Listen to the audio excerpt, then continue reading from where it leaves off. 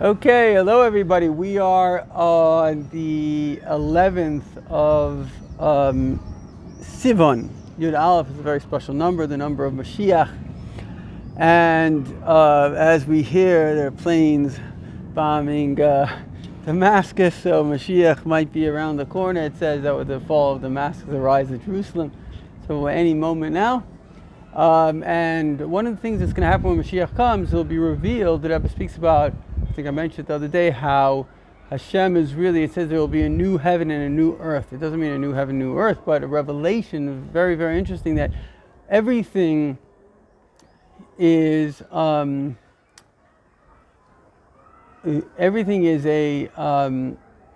revelation of what already exists. So it's not like all of science, it didn't create anything. It was just there. It was just revealed through discovery.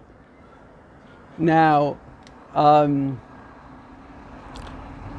story is that the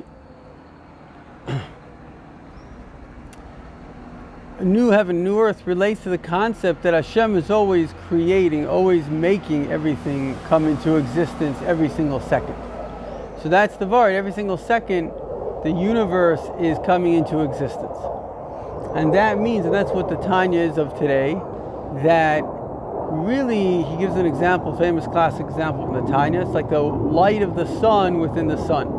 So light, right now we see it's a beautiful day, and that light is very important. The sunlight, which travels 98 million miles to get to Earth, literally is the life force of Earth. Every single growth happens from the photosynthesis of the sun.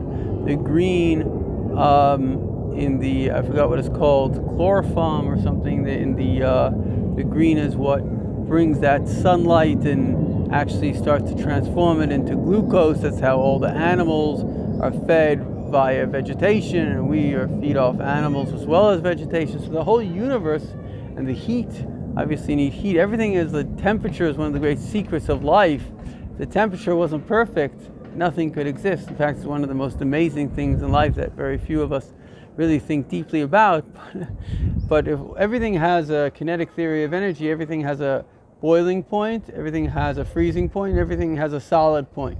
So if water didn't have a freezing point at the temperatures that it does, and a boiling point when it wasn't a liquid with the exact amount of sunlight on Earth, it would be a problem. On the flip side, thank God we're in a time that we're the ones bombing. So, do you see the plane over there? Huh? Yeah. So, the story is that now oxygen, for example, becomes a gas, and you're more of a scientist than me, but when oxygen becomes a gas is probably a very low temperature, it turns into gas.